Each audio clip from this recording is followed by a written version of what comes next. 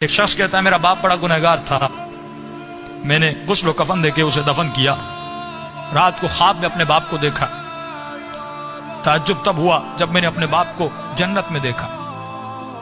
میں نے کہا بابا آپ تو بڑے گنہگار تھے، آپ تو بڑے خطاکار تھے، آپ جنت میں کیا کر رہے ہیں؟ اس نے کہا میرے لال 3 دن تک میری قبر میں آگ جل رہی تھی، 3 دن تک مجھ پر فشار قبر عذاب قبر میں مبتلا تھا، لیکن 3 دن کے بعد کچھ قبریں چھوڑ کر ایک نیک خاتون کو دفن کیا گیا، جس کی آنے کے بعد پورے قبرستان میں جن جن پہ عذاب ہو رہا تھا ان پر اللہ کی رحمتیں نازل ہونے لگیں۔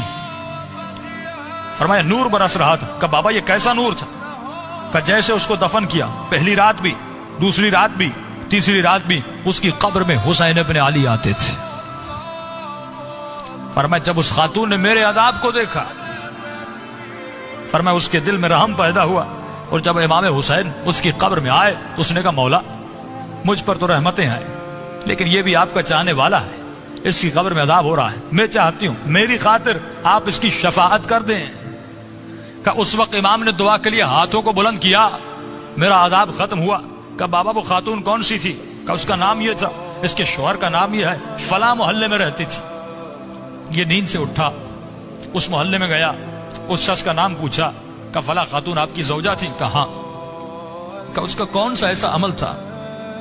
کیا وہ بہت زیادہ نمازی تھی؟ کہ نہیں، صرف واجبات پہ عمل کرتی تھی۔ کہ بہت زیادہ قرآن پڑھتی تھی؟ کہ نہیں، مختصر قرآن پڑھتی تھی۔ کہ کوئی ان کا خاص بہت زیادہ ذکر تھا؟ کہ نہیں، ایک عام سی زندگی گزارتی تھی لیکن اخلاق کی اچھی تھی۔ اس نے کہا اتنا پوچھ کیوں رہے ہو؟